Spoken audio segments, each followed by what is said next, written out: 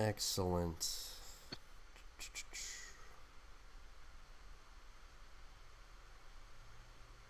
All right.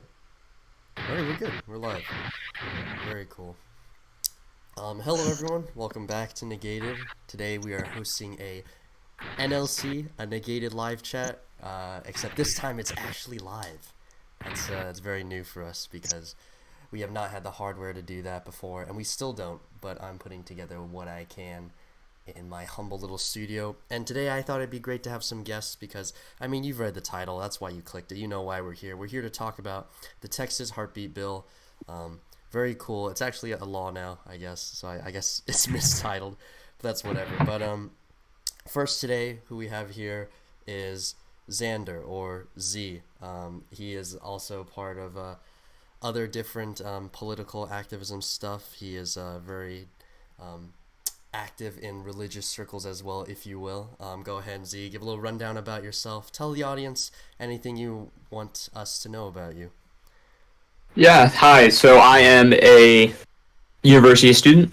I study political science, although that's not anything special. But I take an interest in theological concepts or just theology in general, specifically ecclesiology, conciliarism, or meaning the study of church councils, and also church history. I'm a Catholic. I grew up broadly Catholic, but I've entered into the church this year. I'm a new convert. I was baptized this year, and I was confirmed this year by Archbishop Nelson Perez. I'm from Philadelphia.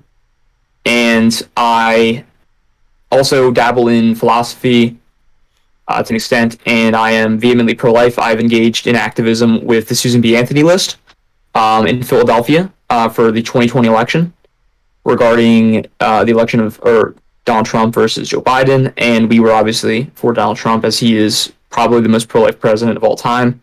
And yeah, that's a brief history of my activism and my background. So yeah, thank you for having me. Of course, yes. And we also have with us Nikki.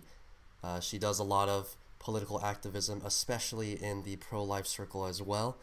Go ahead and give us a rundown of yourself. Hi. Basically, as Justin says, I do a lot of work in the pro-life movement, especially this year with doing work on my college campus, and then a lot of it via social media. So I am a social media ambassador for Live Action, Young Women for America, and Let Them Live. And I'm also in the process of being accepted as a campus ambassador for Susan B. Anthony list. And I also do other work with Texas Right to Life and Students for Life of America. Excellent. Well, I'm glad that we can have both of you on today. I think this will be very beneficial, and I've given you all a little rundown, a little prior notice of what we're talking about today. We're talking about the Heartbeat Bill, which passed, or I guess went fully through September 1st of this month in Texas. So for those of you in the audience who don't know what it is, would either of you like to explain what the Heartbeat Act is and what it goes into and what its purpose is and what it's trying to do? I mean, I can go in if you'd like. So it is basically a challenge, I would say, to Roe v. Wade, and reversing the rights back to the state, whether or not they would like to legalize abortion or not. And Texas is obviously at the stance that abortion is intrinsically wrong, and that it basically holds that Texas had actually never reversed or agreed to, which is true, the statutes of Roe v. Wade, which via the bench gave down a decree essentially that states could not prohibit abortion. I mean, so here's the primary holding from the case: a person may choose to have an abortion until a fetus becomes viable, based on the right to privacy contained in the Due Process Clause of the 14th Amendment. Viability means the ability to live outside the womb, which usually happens between 24 and 28 weeks after conception, which I think a lot of us know now is actually an outdated terminology or an outdated figure. And a lot of, I think we've had, I mean, correct me if I'm wrong, but I think we've because of technology, we've had births that take place far before rather this period. So we know for a fact that it's actually not that this isn't scientific anymore. It's the outdated science, and the bill itself essentially gives the ability of citizens in Texas to sue abortion providers for $10,000 per abortion that they have performed via medical procedure or induced chemically, and that is the main means of counteracting this. So, Yeah, I think it's I think yeah. yeah, it's a very interesting thing, and I don't think it's necessarily a new law per se, because I'm pretty sure there's other forms of pro-life legislation in other states as well, but let's dive into the psychology of it, I guess, because a lot of people are saying that this is super detrimental, this is really bad, but I mean, just overall, it's not the first time this has happened. Like, what do you guys think is the mentality behind the kind of people that are like, I would say, overreacting about this bill going through? I think a lot who are reading the bill, particularly those who are pro-choice, don't completely understand the bill.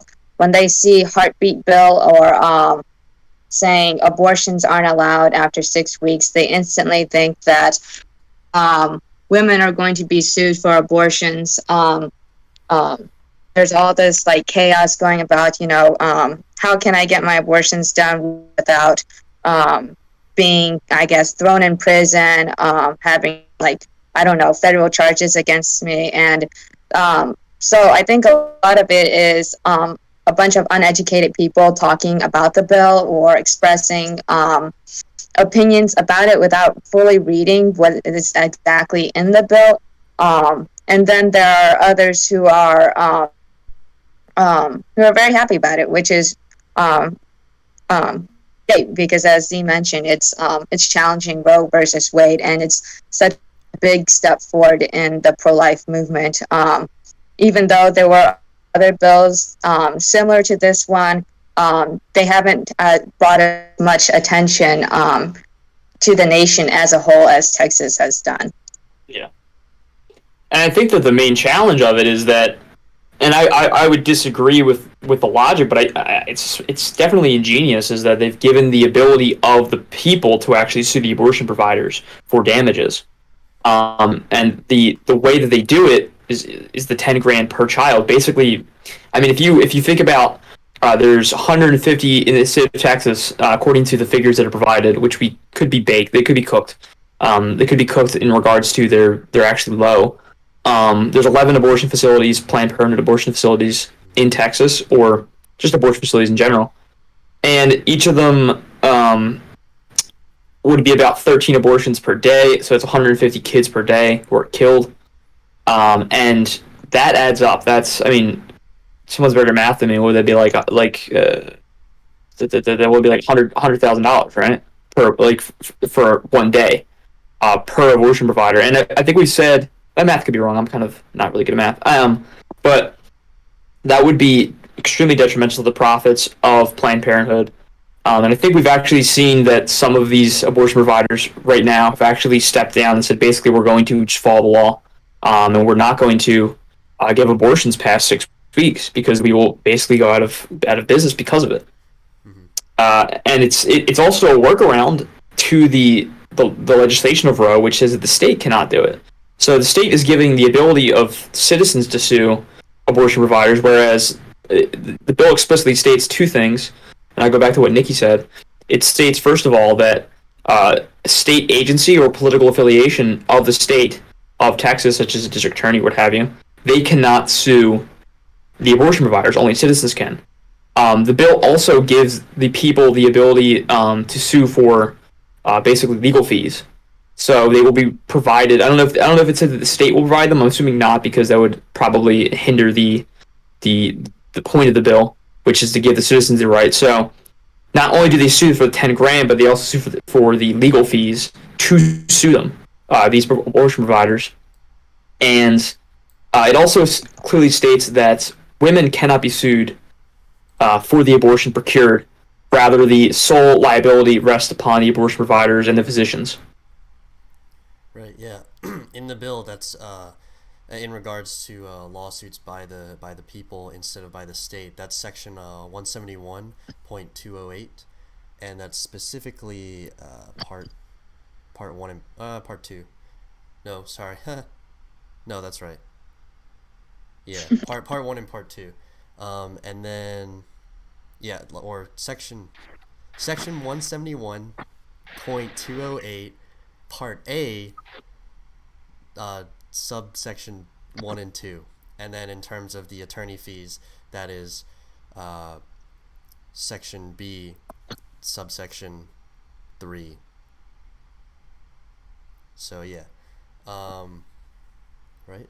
I don't know. I'm probably reading this wrong, but yeah, it's. I'll just highlight it on the screen for the people watching.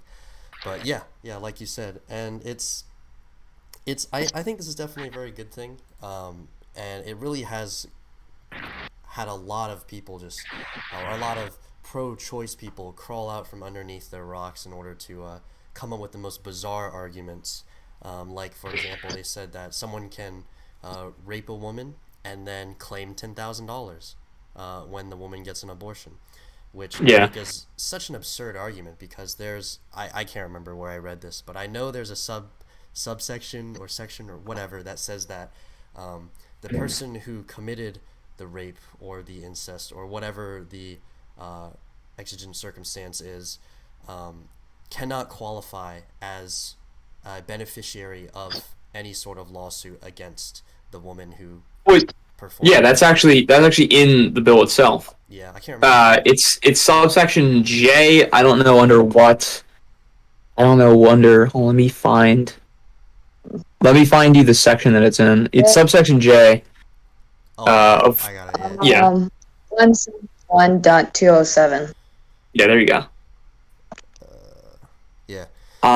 Notwithstanding any other law, a civil action under this section may not be brought by a person who impregnated the abortion patient through an act of rape, sexual assault, incest, or any other act prohibited by sections 22.11, 22.21, yada yada, penal code, whatever. But yeah, that's in it. Yeah. Oh, we found it. Sick. But yes. So there's a lot of thought that went into this bill. This is not like just something that they're like, oh, we just want to get rid of abortion, so we're just gonna write something up in the middle of the night and then submit it in the morning. Like, this was very well thought out. And so the fact that there are people that are able to come up with these super just absurd and obscure like exceptions and arguments means that these types of people that are coming up with these are really sick people. And at least that's just my perspective, and I hope I'm able to convince y'all that is true, because these are just vile individuals. Might I even add like literal devil worshippers, which we can talk about in a second. Which is I think that the bill did put a lot of. I mean, the bill even goes so far as to define clearly, according to Planned Parenthood's own informed consent law of procuring an abortion, of what a physician is in regard, what a physician can do, and what a physician has to inform the person who is, or the woman procuring the abortion, of what that entails. Such as, here's how an abortion is procured, here's what the procedure is, here's the medicine we give you, here's who I am, here's my experience, etc., of what they would experience when they go into a Planned Parenthood facility to procure an abortion. And because of that, they're able to basically stomp out any, like you said with the rape. A woman could claim that she got an abortion from X and then just sue and then get the money from the abortion provider, what have you. So any kind of loopholes are essentially tied up here. Right. Yeah. It's a very well written bill, and if I'm correct, Nikki, you actually are familiar with the background and more specifically the person who helped draft this bill. Is that correct? Yes, in a way. Texas Right to Life is, I think, one of the main writers of the bill with John Siago, who worked on the bill, and I had the opportunity of listening to him give a talk at my newbie training recently in June, so that was pretty cool. Would you say that he is an intelligent individual? Like he's a very well thinking person. He's not like just, oh, I just want to do something to have something be done, but he's like a very intelligent person. Is that a fair statement to say? I would say so, yes. Very good. All right. So this confirms it to all the liberals out there. This is a very intelligent bill, and if you disagree, then you're like wrong. So that settles that, I guess. Um, Um, However, there's a lot of people that still think that it's bad, particularly getting into something that I have personally experienced on Twitter because I'm a degenerate and I go on Twitter sometimes. The Satanists have said that it goes against their religion to disallow abortions in Texas. Um, yeah, would anyone like to take the reins on that? Feel free to jump in. I I found that really funny.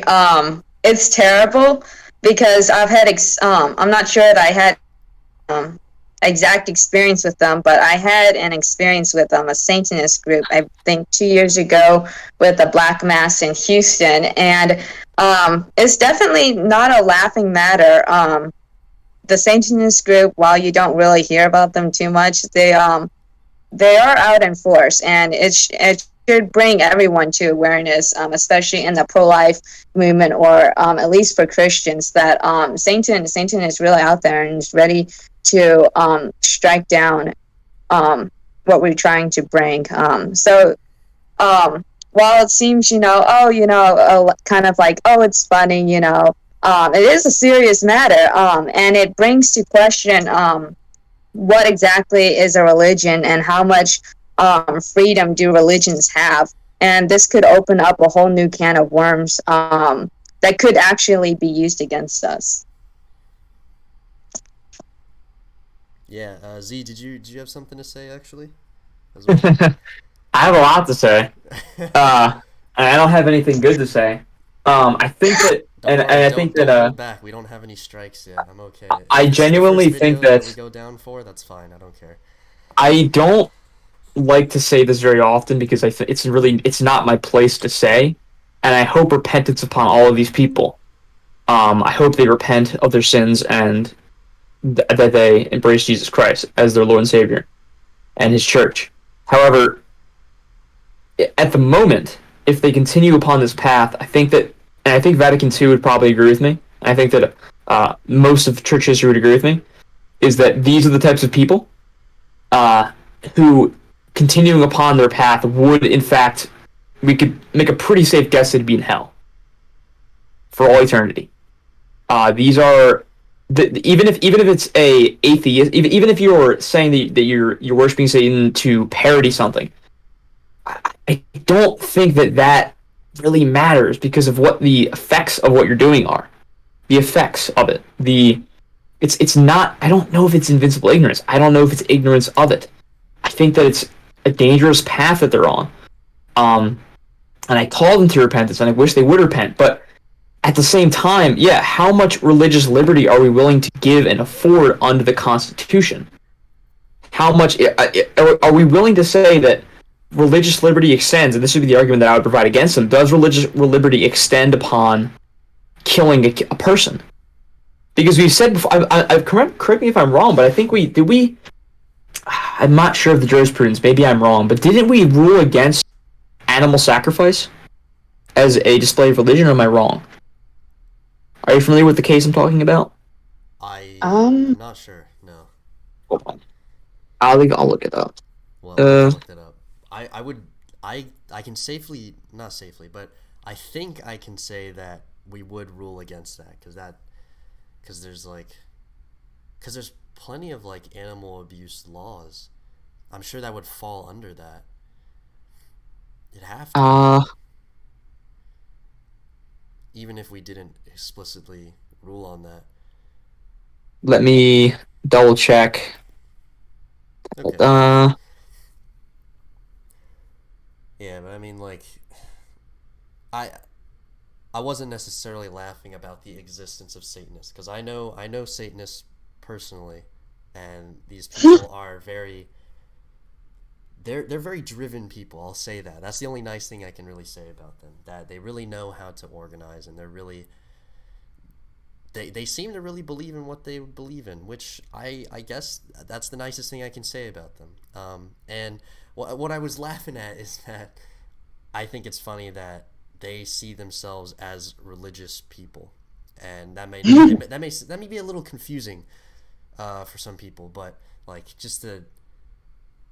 it's like, okay, so I guess a good example would be to say, like, I don't see like Greek people, like ancient Greek people, not modern day Greek. I don't care about modern day Greek people, but like ancient Greek people, when they worshipped like Zeus and the other gays, I wouldn't call those people religious, because they aren't worshiping like they're not like it's not a religion. They do their rituals out of like a position of I guess you can call it like fear, but like the bad kind of fear, like not the same kind of fear that is espoused in the Bible and Scripture, where we have fear for the Lord, but instead it's like, oh no, Zeus is gonna like rape me. I guess I should be scared or something. So I don't think of Satanists as religious people, but the fact that they claim they have a religious status in order to murder a baby is an absurdity to me. Honestly, there's no easy way to put it. It's just absurd. It's disgusting. It's evil. In the case that I'm thinking of, although we've have ruled before, I think we have ruled before that animal sacrifice is it's you cannot do it. The one that I'm thinking of was Santeria, which is a pagan Afro-Cuban religion. They said that they could, as long as because basically they ate it afterwards, similar to how you'd have kosher laws where you would sacrifice the animal and then eat it. Depending upon the sacrifice, obviously, it's entirely dependent. But I think that I really don't see that holding up in a court of law. If we can get the jurisprudence to shift to where I think that the Texas bill is making a good point in this. If we can shift it back to the idea that it's a human being, if we can get that jurisprudence on the books, then we can fight the Satanic Temple, basically. That's how we do it. We need to get it into law that this is in fact a human being, not some part of it is. And if that's the case, I mean, I honestly, I don't know. It's mind-boggling to me. It is genuinely evil. The jurisprudence that they want to put into law is genuinely evil. And if the Supreme Court were to rule that were the case, and I'm looking at it, and I don't know. It's kind of hard for me to see. If the Supreme Court rules that this would be okay, that killing a human being is a part of a ritual sacrifice or a part of their religion, I don't know what I would do. I don't know. I mean, it was bad enough when we legalized abortion in the first place, but the legitimacy of the government at that point, what would that be?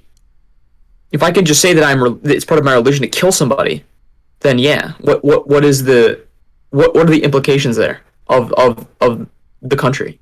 So right. A lot of people say that, oh, you're just saying that because you're just claiming that it's a slippery slope, but that would never happen. But that's literally what's going to happen. They're going to justify the killing of innocent people, innocent children, innocent adults, innocent just people in general through this scope of my religion, whatever that may be, whatever that may look like in the future. And it's going to be so these people don't understand what religion is, I don't think, and that's why they're trying to. So here's something that Daniel sent me, who's also in this call right now, and he linked me Reynolds v. United States. I actually never heard of this before. 1879. Finally, the court concluded that people cannot excuse themselves from the law because of their religion. Can a man excuse his illegal practice because of his religious belief? To permit this would be to make the professed doctrines of religious behavior superior to the law of the land, and in effect to permit every citizen to become a law unto himself.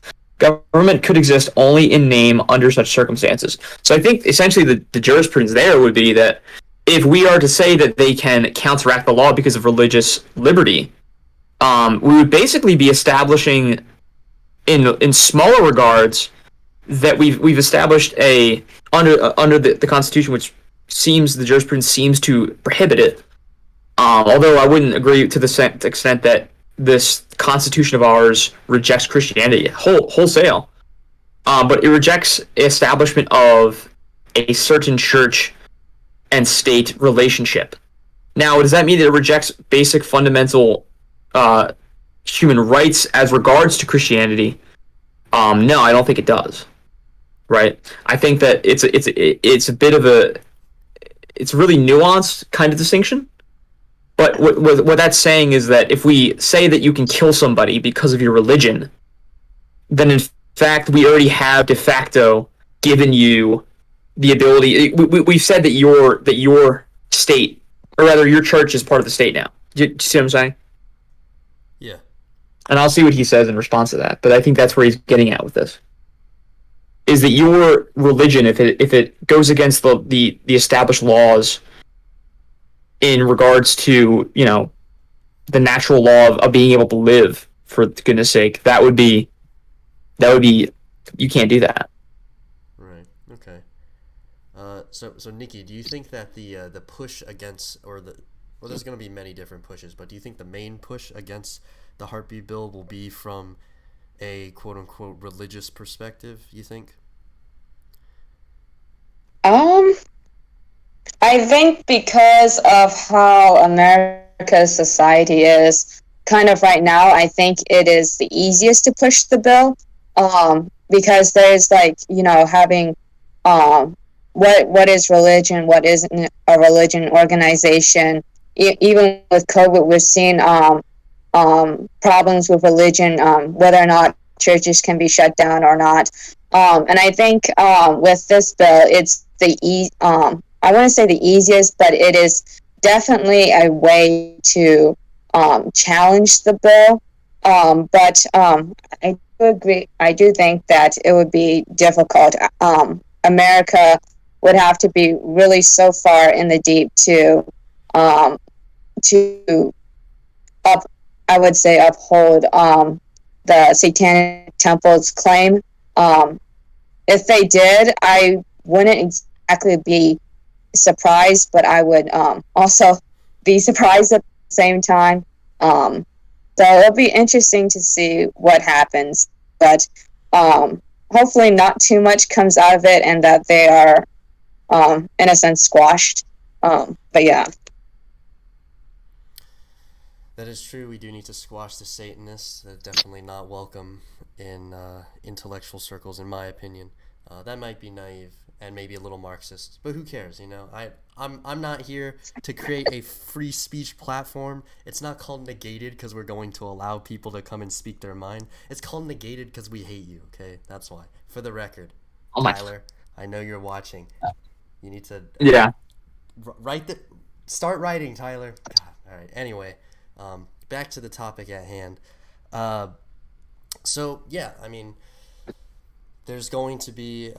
I personally think, and I definitely agree that there's the push is going to be more in this faux religious perspective. That's going to be the main push, and that's going to be the focal point of all the talking points that's going to be coming out of this. And it seems that that's kind of how it is. I mean. But I guess with that in mind, is there a convincing argument from a Christian religious perspective that you think will be able to deter these people or convince these people? Either of you can jump in. Go ahead. Oh, I forgot who said it, but I think really honing in and finally establishing what it means to be human and what it means to, I guess, be alive and have life is what's the fundamental core. And it's always been the main issue in the pro-life movement, but I think now more than ever is what exactly does it mean to be alive versus, quote, as pro-choice people would say, a clump of cells. And even if we were to go with the term clump of cells, are those alive? Do they make us human? And really define these definitions of our personhood. And once we establish that a baby is either a human being who is alive from the moment of conception or not, is how the heartbeat bill and future bills are going to, I guess, have success or won't have success. Because if, I guess, courts or states or federal agree that a baby isn't a human being at conception until, I guess, maybe 9 months, they're just think, then it doesn't matter what bill you bring forth, nothing's going to really hold it up, because it's mute. It's a mute point in a sense. You're fighting with people who deny the existence of life. But on the other hand, if we do have these definitions and people do agree on them, or at least it's I guess mandated. I don't know these legal terms. Then you can't really question a pro-life bill or any bill that comes forward protecting the unborn, saying, you can't do this because you're actually killing a human being. And that would make sense, because legally that is what the baby is, and you can't really debate that. Yeah. Yeah. I think that so your question was what can we do to convince them? Yeah, if they want to take a religious perspective, is there a convincing religious perspective from the Christian perspective that you think would be able to convince them? Or do you think that they're kind of just lost from it and they're just coming up with excuses? I don't believe that anybody is beyond redemption. However, at the same time, biblically speaking, there are. I mean, if you look at the what was it, the parable of the mustard seed, I believe, where Christ talks about how there's good ground, there's ground there's when the root takes hold, it'll be strangled, and then there's the fertile ground and the good seed. And when you throw good seed on fertile ground, it grows and produces fruit. If you throw it on ground where it can be strangled, so basically, those who would leave, who perhaps have good ground, but they're being strangled by opposing forces, or the ground that in and of itself is infertile, right? It's the root itself is wrong, and I think that, or not wrong, rather the root itself is poisoned. That it will not produce fruit. It cannot produce fruit. If you look at it from that perspective, that I don't know. It's on an individual basis that can they be convinced of this? And I think that when we're talking about this, this is going to get really esoteric, by the way, in a second. Is that what these people are talking about is a rejection of the material, right? There's a book written recently, The Devil and Karl Marx. I haven't read it, but I've seen a really good quote from Marx where I think he was quoting somebody else. He was quoting, I think he was an ancient Greek philosopher who was an anti-materialist, essentially. And the quote was, "All that exists must perish, or deserves to perish." Actually, and it is a biblical concept, because if you look at Satan, if you look at the devil, he was cast out of heaven because he opposed God and the material which God created. He despite himself being a created creature, he is not a material creature. He is a spiritual creature, and he rejects the material, and he rejects the material which God created, human beings and all of creation. And it's really that fundamental kind of battle. That's the really fundamental battle between good and evil, between light and dark. And I'm not saying these are broad concepts. I really do believe in Christianity. I do believe in Christ and the church. But if you look at it even just on the surface level of what it is, it's a battle between good and evil. Good is creation. It is accepting that creation is good fundamentally, right? It's fallen, but it's good. It was created by God. And what is evil, what is satanic, what is really adversarial is the rejection of creation as being something that must fundamentally be destroyed. And if we have the stance that a child cannot be born, or that it is a religious liberty to destroy life, right? That is fundamentally satanic.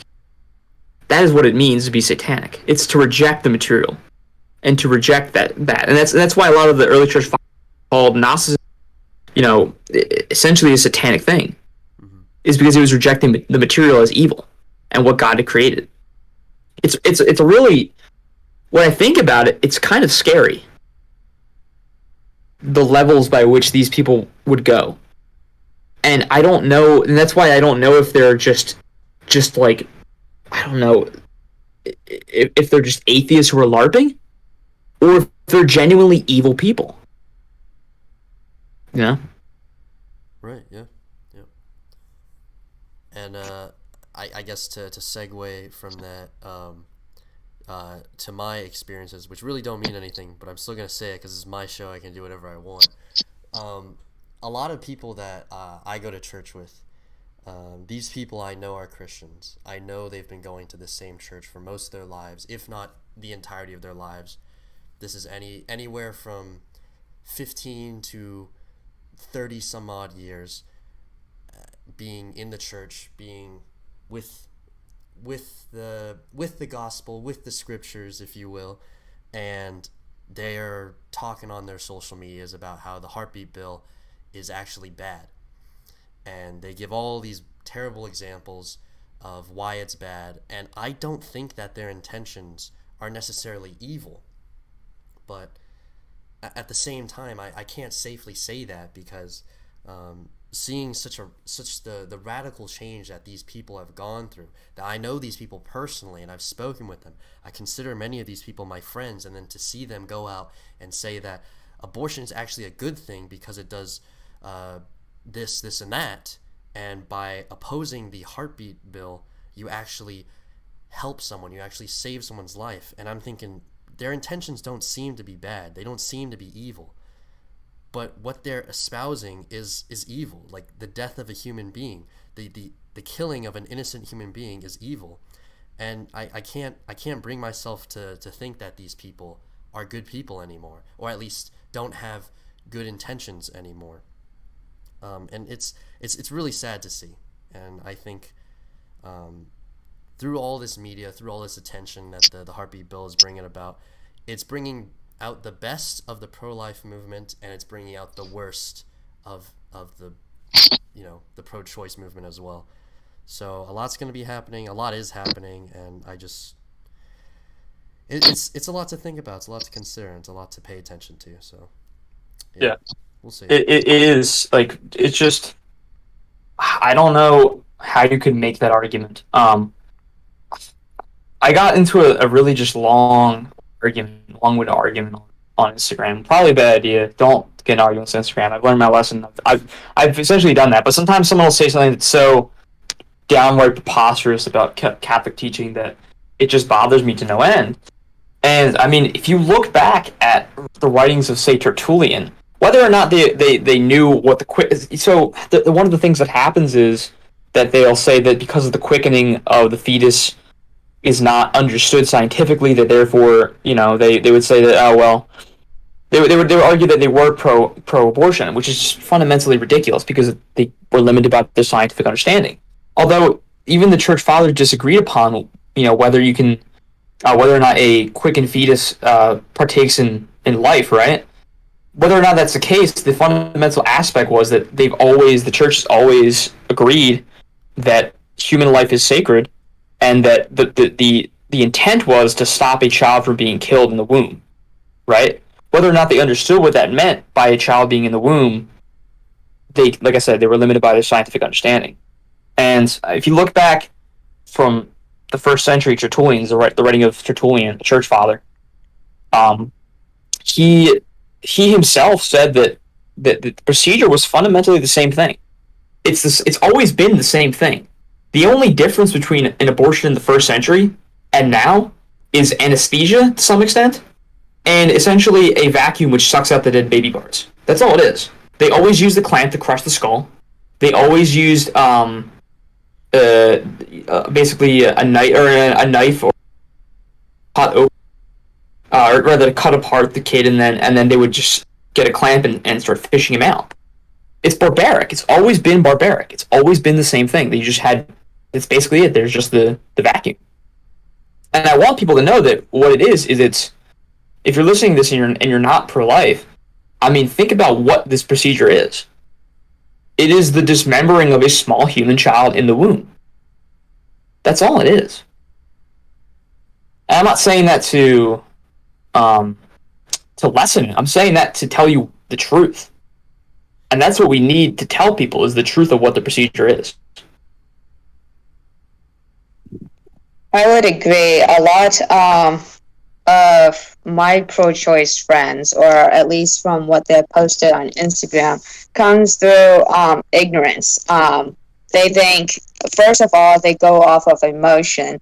And they're always like, I want women's rights, and, pregnant mother, she's in a crisis, she can't do this. And those are very understandable points.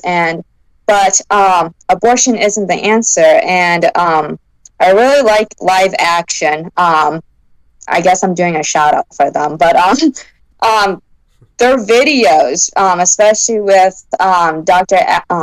Anthony, I think Anthony or Adam Levitino, really goes through the procedure of what each trimester abortion looks like, what an chemical abortion looks like,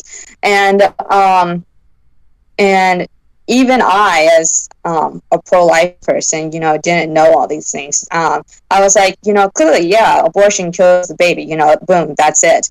But the actual procedure, how a woman actually feels when she wakes up from an abortion, sometimes an abortion isn't even done while she is asleep. Sometimes she's awake for it too. So just now knowing that increases the devastation and the horror of an abortion. But a lot of people don't know that. A lot of people are just like, she just goes to Planned Parenthood and she doesn't have to worry about anything else. The problem is, but it really isn't. And so I think a lot of it is education, but a lot of it is also people just absolutely refusing to open their hearts and open their minds to it. There are plenty of pro-choice women who have multiple abortions and have no what do you call it, like sadness or even reflection upon it. I know when I went to the National Leaders Collective in June, a post-abortive woman was talking about her experience, and she was like, post-abortive women needs a lot of compassion, a lot of them I guess regret what they're going through, and that's correct. But as I was talking to my fellow peers, a lot of them don't have regrets, and we need to come at them with hard facts and truth sometimes, whatever that may look like, and to educate and try and I guess open their minds again. And at some point, we also have to realize that there are certain people that we just can't reach, and we can extend them more of our time when we could be focusing on people who would be, I guess, more active in listening to us. Mm-hmm. Yeah. Some people just, some people just don't want to be saved. That's the unfortunate reality of a lot of things. They like their blissful ignorance, and all we can do is tell them about this. And this really relates to a lot of other things in life, particularly, and the vernacular I'm using is very similar to that of, I guess, a more Christian perspective, where you yourself can't convert other people to follow Christ, to obey his laws, to become Christian. but you can always just give them information and hope that they turn to the right direction, because that's all we can hope for at this point and at any point in our lives, because we can only have so much influence in another person's life, and at the end of the day, it's their decision. But what's not their decision, or what shouldn't be their decision, is to kill another human life. That's terrible. That's really bad. But yeah, it's I guess from this big psychological perspective on we've mainly been talking about the people, the patrons of those who consider themselves pro-choice individuals. But how about organizations like I don't know, Planned Parenthood? How do you think this is going to be affecting them? Greatly. I don't know if any of y'all have seen those posts on Instagram. It's kind of like a meme, but it's kind of funny. It's like Planned Parenthood isn't going to be affected because it's only just 3% of what they do. And the irony of it is that abortions is clearly not 3% of what they do. Rather, it's 33 or even more of their services and what they provide. So it's definitely going to hit them financially, not exactly maybe the workers. People are always going to find ways to get around things. So if they want to, I guess, go undercover and do abortions that way, people are always going to find ways to do that. But as a visible public organization, they're definitely going to have it, at least financially. Oh my gosh! I just like read something that just I have to read this, and hopefully I'm in good company where I'm just absolutely furious when I read stuff like this. You have no idea how mad this makes me when I'm about to read. And this is from the Guardian. This is from the Guardian. Texas judge temporarily shields clinics from lawsuits. Now I want you to listen to the absolute just lies and the double standards that these people push and peddle, right? And the framing, the absolute propagandic framing of it. Draconian law took effect. They called it draconian law to not kill babies. They call it a draconian law. You don't even know who Draco is. Oh my gosh, that's crazy. A draconian law. So, draconian law took effect this week after Supreme Court nod. District judge responds to Planned Parenthood request, and I'm guessing it's going to be a Democrat. I'm going to go ahead and guess. Let me see if it's in there. It's not in here. Okay, let's look up hold on. Guerrero Gamble. Hold on. I'm sorry. It's not that they're pro-choice or pro-abortion, right? It's that they're lying. It's a bald-faced lie, and it's propaganda framing.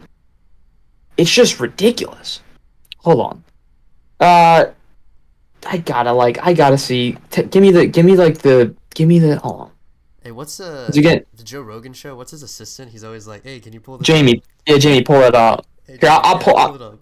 So the judge's name is Guerrera, Guerra Gamble, and Gamble spelled Gamble. Guerrera Gamble. Let's see. Ballotpedia. Democrat. Wow, fantastic. What do you know? And it's an election. It's an elected judge, not an appointed judge. So it's a local judge. Hold on. We expect an impartial court will dismiss Planned Parenthood's lawsuit. Until then, we will continue our diligent efforts to ensure the abortion industry fully follows the new law. That is Elizabeth Graham, Vice President of Texas Right for Life, who I think you talked about earlier, Nikki. You might have, I forget. In a petition filed late on Thursday, Planned Parenthood said about 85% to 90% of people who obtain abortions in Texas are at least 6 weeks into pregnancy. There you go. You've hit it where you've hit them. So here's the good part. They've admitted that you are hitting their bottom line. Most abortions are after this period. Because you cannot, it's almost impossible to detect an abortion before then. Not an abortion, to detect pregnancy before the 6 week period. Which is when I believe it begins at conception, but it's detectable at 6 weeks. Yeah. So this temporary restraining order from I'm kind of reading backwards from District Court Judge Maya Guerrera Gamble in Austin in response to Planned Parenthood request does not interfere with the law. However, it shields clinics from whistleblower lawsuits. The nonprofit group Texas Right to Life, its legislative director and 100 identified does not interfere. So, okay, that's good. So they framed it. They even framed it like we were losing. By the way, so you have to be very. This is why actually, and I know this is kind of like a meme at this point to read 1984, but I think you should. I think people should actually read 1984 because it gives a very good outlook upon what is framing and what is propaganda pieces. And the media is a propaganda piece. I think it was Operation Mockingbird, which basically said the CIA does control the media and certain aspects of the media. That's completely classified information. I believe it was a part of Operation. It's not COINTELPRO. I'll remember it later, but there's another operation that's under, and Mockingbird is under that operation. So yeah, they're trying to frame it to the point where they're saying that okay, the Texas judge has shielded them, therefore that means you can't sue the abortion clinic. That's not true. It's actually a group which cannot sue it. They've offered basically a restraining order or that the collective group cannot sue. However, individuals can in fact sue based upon the law. So yeah. It is probably going to get struck down because there's nothing in the actual bill that says they can't do that. Mm-hmm. I mean, yeah, it's just like it's really this draconian, really draconian. Come on, Yeah. the Guardian. They don't know who Draco is. That's funny. Draco, who was the not emperor, like king or whatever, not elected. He was just like a leader of like Athens or something. And the reason why everything, or not everything, but laws that are considered harsh are called draconian was because every law that he established, the punishment was literally death. And when asked why, he said it's because that's the harshest punishment he could think of. And it was a way to deter, I guess, crime. So, yeah. So what you're saying is that in fact the law that was given is actually in fact anti-draconian. Yes, the irony is astounding. Yeah. Or and this is what I'm trying to say. The cognitive dissonance is astounding. Perhaps. Well, I really don't think it's cognitive dissonance at this point, man. I really don't. I don't think it's cognitive dissonance. I think it is, as I've said, an Operation Mockingbird. I'm not trying to get into like a grand conspiracy here, but I think that it is really just propaganda pieces. Mm-hmm. If you think about Planned Parenthood, they are government funded. They make money. They're making the government money via selling, and we know this from like Veritas, for example, or other whistleblowers who have basically come out and said that they're taking stem cells and selling the parts because they're worth a lot of money. Stem cells are worth a lot of money. Although you can technically get stem cells from like honey, by the way, which is interesting. We don't get into that. Yeah, if I remember correctly, I actually had like bee stem cells. They were put onto my wound I had at one point. Actually, yeah, interesting. Anyway, yeah. So this is it's framing and propaganda pieces by media groups in legacy media. They're trying to partially to dissuade you from actually fighting against them, to say that no matter what you do, no matter what you throw at them, they will win, when that's not true. And they'll hide it in the body of the article, and most people just read either the first paragraph and the headline. That's it. That's all they read, and they won't go into the actual body of the text to say that, oh, well, actually, you can still sue Planned Parenthood, and that you can actually win the fight.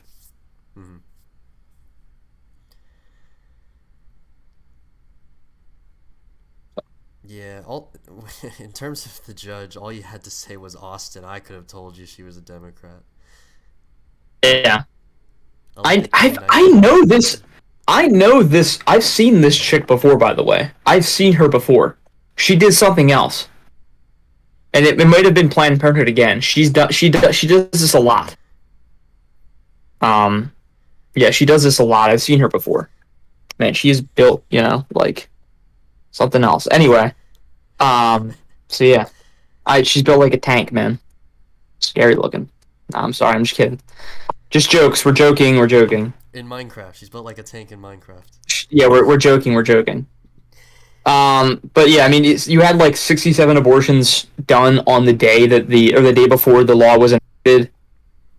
Really, I mean, just really gross. Well, then again, it's the statistic is 150 per day across. So I don't know if it was at one clinic or whatever, but apparently the propaganda was that, whether it was or not, is that, yeah. And if you like look at, I mean, just look at like the characters that you're attracting, honestly. Yeah. Like, I don't know, was it physiognomy, or how the hell do you say it? Physiognomy. Yeah, physiognomy. I don't know if that's a real science, but all I'm saying is, if you'll, I'm not trying to ad hominem them. I'm saying, if you look at the people they're attracting at like these protests against this law, I don't know. So they're all wearing masks. They're all supporting the establishments. I mean, who's really the bad guy here? Are we the bad guys, or are they the bad guys? I mean, they seem to be the ones who hate the government, who think the government's racist, sexist, etc., etc., when they're the ones who are listening to government mandates, etc., etc. It really does make you think. Yeah. So they're all against the government until the government upholds a call is what they believe it to be right. Yeah, it really makes sense. Yeah. It's your noggin jogging. Yeah, that's true. That is true. Yes. Looking through the background of this particular judge. Into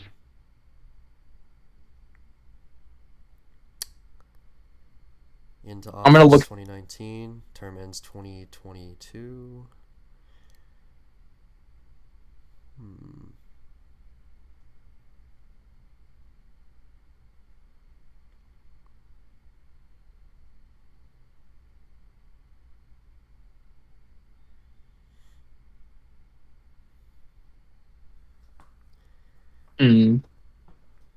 Yeah, I'm also looking through this.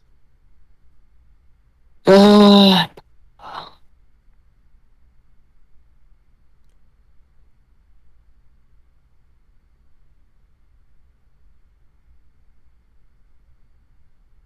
yeah, I don't know. I think I could have sworn I've seen her before in the news, but I'm not sure.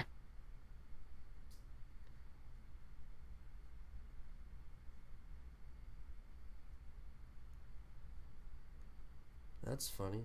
She was behind in the primary, but then in the Democratic primary, and then the runoff, like blew past a.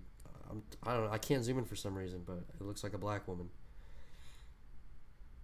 Judge blocks Texas plan to remove Planned Parenthood from Medicaid. It's the same chick. Oh, Okay. interesting. I didn't know that. Judge blocks Texas. Texas court halts funds for restaurant COVID grant program. No way. Did she do this too? A pandemic-related government relief funds meant to assist restaurant, bar, and catering business owners has been suspended after a Texas federal judge issued an injunction in a lawsuit filed by white applicants alleging discrimination. What? The U.S. District Court for the Northern District of Texas on June 11th ordered a halt to payments from the Small Business Administration's, which is President Joe Biden's $1.9 trillion economic fund. Payments to more than were approved. The Biden House. Wait, hold on.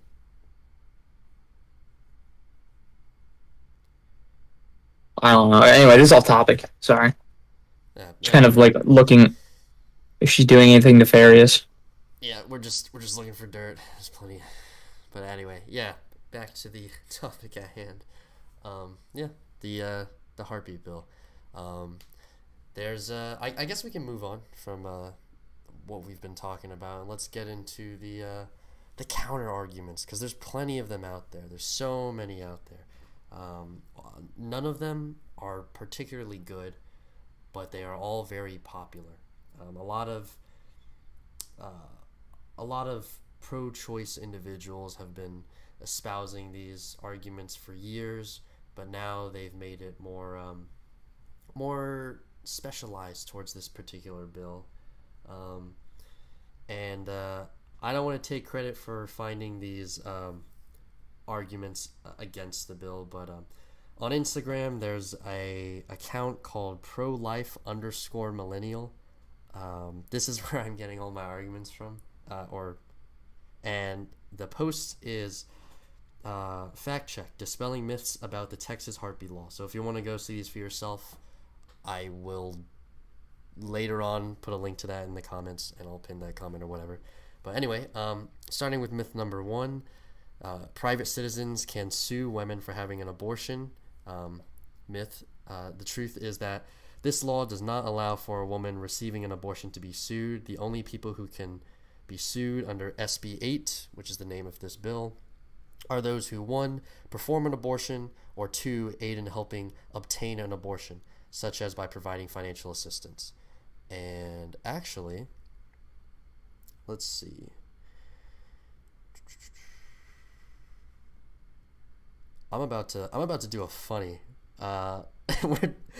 This is one of those fuck it, we're doing it live moments. I'm gonna type the URL. Let's see if we can get this up. What was that? I'm sorry, I missed this part. The myth.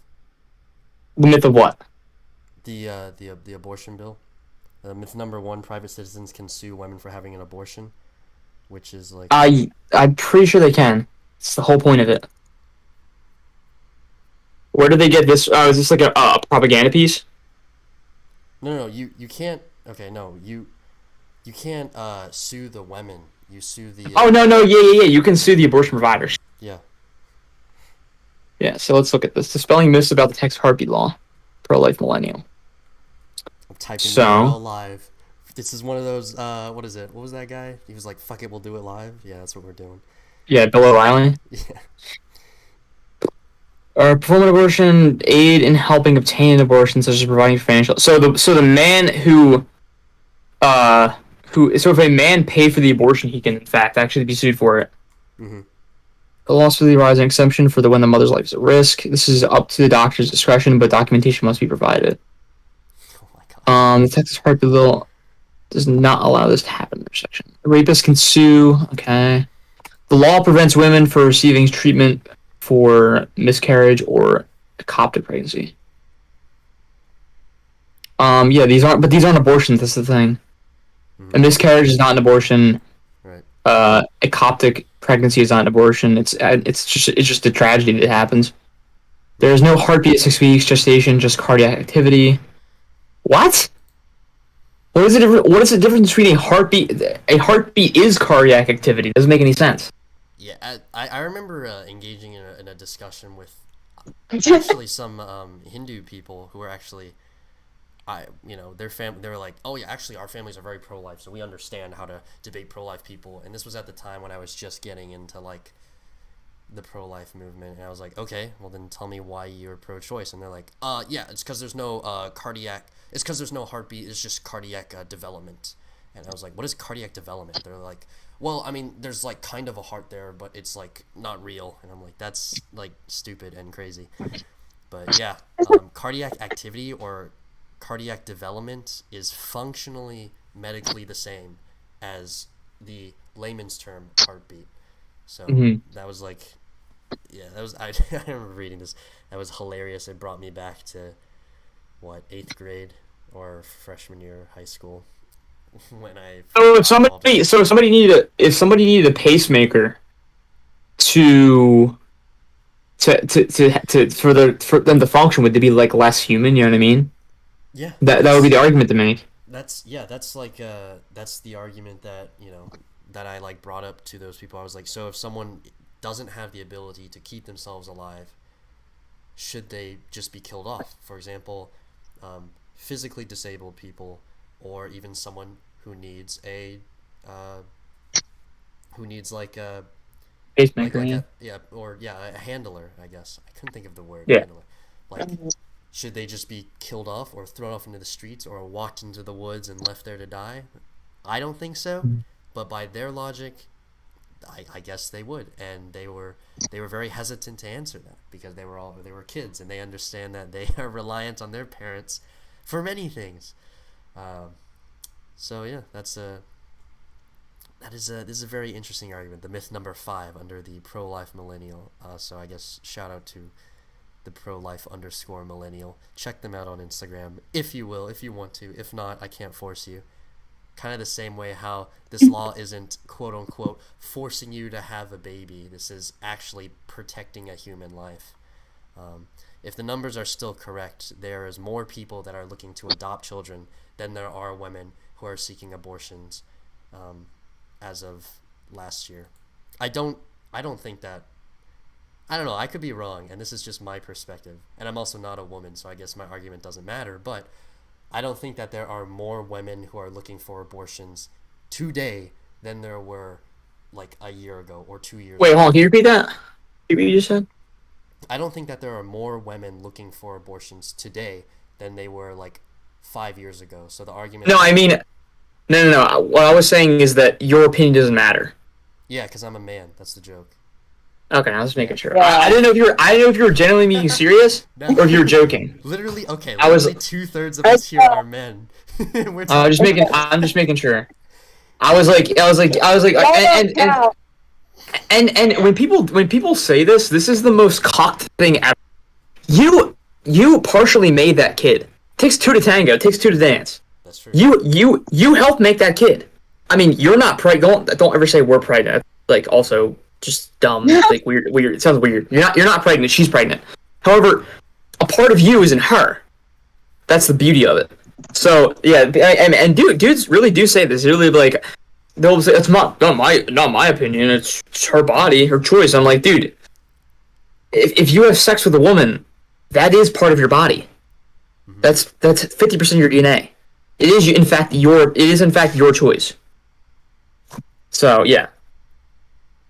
I'm just like going through this.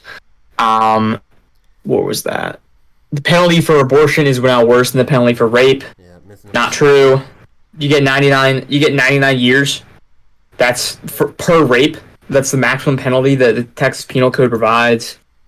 Myth number 7, that SCOTUS ignored precedent and overturned Roe v. Wade. I wish they would, but they didn't. And they basically said that this is just them. What's they use? We cannot say the applicants have met their burden to prevail in an injunction or stay application. So basically, that there is no, there's no burden of, or they haven't provided the burden of that they need this to be stayed. Like, there's no harm being done to them, to the applicants. And yeah, that's the last myth. Yeah. Did we miss any? No. Those are the most common myths that have come up specifically regarding this bill. But yeah, it's truly it's a black pill to see all these people that I consider friends and people that I personally know who are like, the heartbeat bill's bad, and I'm like, dude. Well, the thing is that I feel like they're. I mean, are they actually pro-life, or are they just like pretending to be? No, these are people that are not like inherently political. You know, those types of people on social media that just go on to look at cat videos or whatever, and then they come out from under their rocks and they're like, oh yeah, you know, Afghanistan or the Syrian refugee crisis or like once a year, and then they post the Black Square on whatever day they posted that. It's those kind of people. Yeah. So it's really like, it's really just virtue signaling. It's people wanting to actually, you know, they want to get their little 5 minutes of fame. I wanted to pull up a statistic real quick. Yeah. Let me find it. Hold on. It's really bad that a lot of these people want to just virtue signal for attention, and it's like, you can go outside, touch grass, talk to your in-person friend. You don't need to impress people on the internet. I mean, these internet people don't care about you. This little death box that you're holding, that you're like looking at right now to watch this stream, it's not going to bring you any sort of, you know, extra happiness necessarily that, you know, you can't obtain elsewhere. Yeah. Well, It's pretty I think ridiculous. that it's a little dopamine rush that people get when they think that they're in the they're not in the out group. You know what I mean? They're in the in group. They get that dopamine rush. But one of the other things that you hear a lot is that women will basically that we shouldn't outlaw abortion like this because basically you'll have back alley abortions and there'll be like hundreds or thousands of deaths for back alley abortions. Women will be infertile. I don't know. I heard another one where basically that they're just going to go to another state, and yeah, that is true. However, the fact that the precedent has been set in Texas, it begs the question that eventually a lot of those southern states are probably going to end up also passing laws. So where are they going to go then? Are they going to go all the way to Philadelphia to go get an abortion? Maybe, but I don't really see how that's an argument against the law. I don't see that. I really don't. Right, yeah. Um, Yeah. if people want to vote with their feet to murder kids, I don't want them in my state. I want you gone. I want you out. Go ahead and move to like wherever the hell.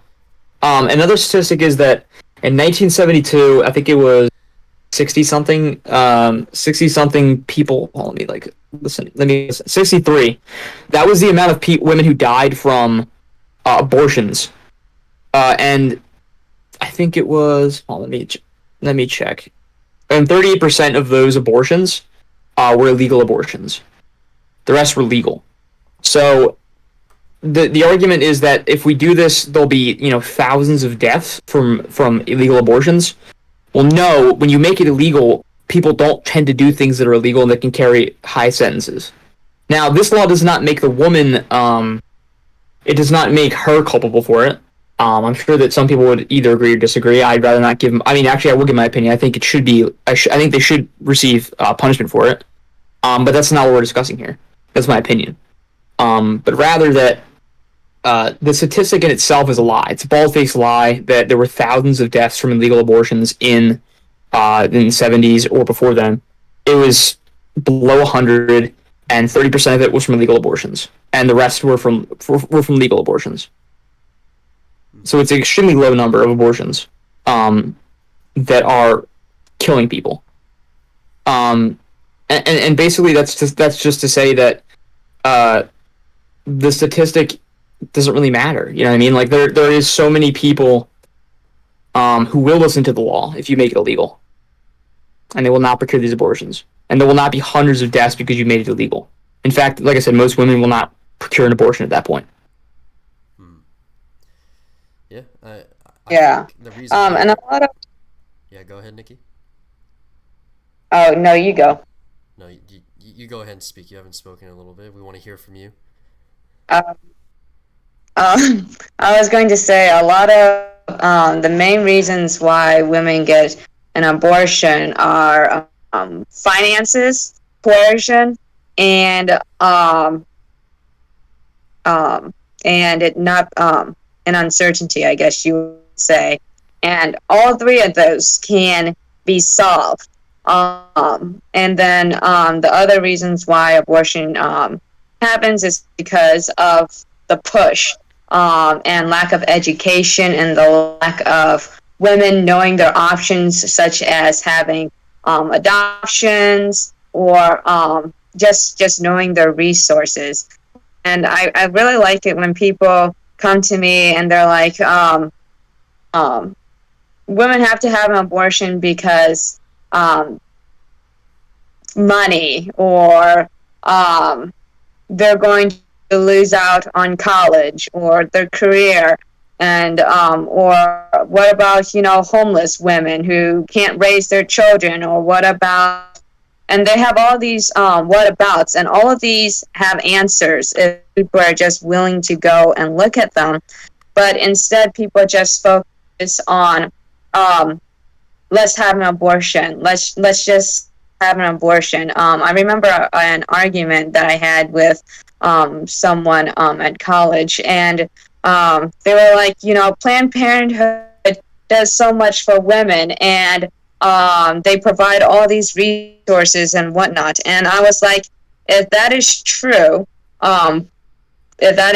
then we should be able to finance and support other pregnancy resources centers that do just the same thing. Why do those centers have stigmas? And it's really funny because now pro-choice groups have to advertise these pregnancy resource centers instead of Planned Parenthood. I found it particularly funny, the one Instagram account on called So You Want to Talk About It. They had a whole post on Texas resources, and I thought that was hilarious because they're an extremely pro-choice group, and now they're forced to actually provide resources to these women instead of just, I guess, talking their talk, but not actually doing their walk. So, yeah. Yeah, that account's just for complaining. It's run by complainer. I don't know them personally, but I'm willing to speak on their character. They're probably just complainers, and they also just want a virtue signal, as we've discussed. And actually, I think we'll use this as a little opening. If the people that run that account would like to come on to this show and talk about what they do, we'll vote on it. But most likely, here at Negated, we'll allow them to be on the show if they want to be on it and talk about whatever the hell they want to talk about. But yeah, like you said, lots going on. Big world, lots of smells, a lot of things happening. But yeah, we've been going on for a little bit, I think. If we're all satisfied with how much we've covered, I think we've covered a lot. We've talked a little bit about the bill itself, the psychology behind, the reaction behind the bill, different arguments against the bill, and yeah, I mean, if there's anything else we want to bring up before we call it depending on who you are, call it an evening or an afternoon. Yeah, anyone can jump in. I'm satisfied. I would just say that there are resources out there, and I know because I work with Students for Life, our Standing With You website is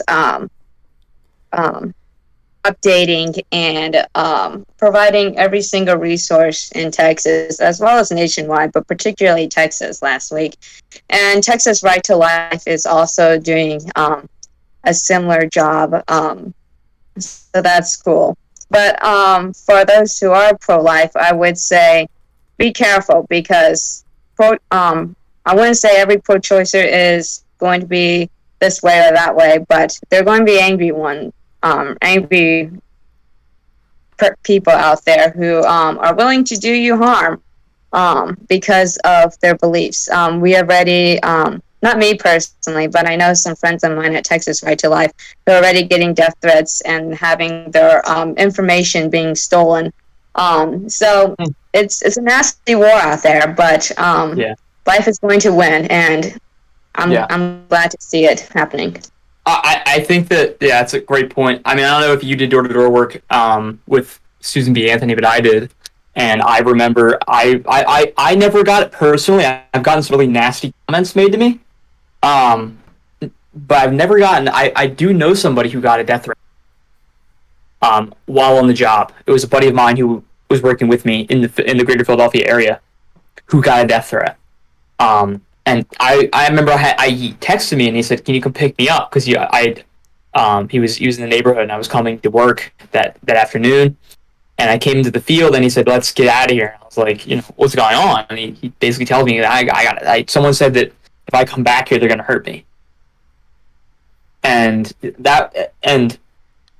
go off of that, to kind of leave you with a good thing, is that if you are a Christian, if you're not, I hope you become one. But if you are, I mean, that you should take solace in the words of Christ, and that basically no servant is greater than his master, and that if the world hates you, then, or rather, the world hated Christ, then it will hate us as well. If it persecuted him, it will persecute us. But take solace in knowing that when you take up your cross and deny yourself, then you do the Lord's work. Right. Absolutely. So true, so true. Well, I think that pretty much covers it. If there's nothing else that we need to discuss on, I guess we can move on to today's sponsor, which is you heard it here first. No sponsor. We don't have sponsors. No one likes us, but that's okay. That's okay. One day we're going to get, I don't know, some sort of company. Maybe I'll sponsor myself. That's what I'm doing right now. But it's been good having both of you, Nikki, Z. It's great to have both of you on. You're both very knowledgeable in your fields, and I'm glad that you were both able to bring interesting perspectives to the show. It's been fun. It's been great. We got to talk a little bit about really everything around the bill. Yeah, if any of the viewers out there have any comments, concerns, questions, qualms, quibbles, leave them down in the comment section. If you have anything specifically particular for either of our guests, do either of you want to plug any of your socials or whatnot? All right, I'll take that as a no. Well, Sure. wait, I was saying ladies first. Go ahead. Wait, are you on negated? What's up? What? What? What? Yeah, we're on What? Nikki. We're on the show. We're live. Nikki, we've been No, live. I know. But like where? Like socials Oh, where? just yeah, like whatever social the you chat? want. Just say, yeah, just say it. No, just say it like out loud. You can say it out loud, and then I'll Okay. type it in chat, I guess. Okay. I am Onguo22. It's ANGUO 22 on Instagram. So true, so true. And my social media is on Instagram. It's the only one that I mainly use. That is Big Bad Z, BEEG, BADZEE. That is BEEGBADZEE. Big Bad Z on Instagram. And then I'll also drop it in the chat. Why not? I'll do it for you. Oh, you got it. Yeah, there you go. Yep. Whoever is on the negated account right now, I guess put it in. That's fine. That works. But yeah, their socials are in the live chat. So you can go ahead and message in there if you have any further questions about any of the perspectives that you've heard here today. If you have any questions for me, just put them in the comments. Or, I mean, my Instagram, my Twitter is tagged on the channel page, so you can get that through there. Yeah, this has been a little different for us, having guests on talking about more serious issues instead of just like gaming over commentary. Or, wait, back up, spin that around. There we go. Yeah. But yeah, I'm glad that y'all were able to join us today. I'm glad that we had a very productive show and that we were able to bring different perspectives. Yeah, that's all we have for the show today, guys. See you when I see you, I guess. Oh, and the Australia video, I'm gonna try to get that out by this weekend. So yeah, if you guys stayed this long to the video, you know now. I keep saying it's coming out this weekend every week, but this weekend I think it'll actually come out. So thanks for being patient with me, and I'm glad we could have this opportunity. Thank you, Z. Thank you, Nikki. It's been a great time, and we'll see you on the flippity flip. Goodbye. How do I stop the stream?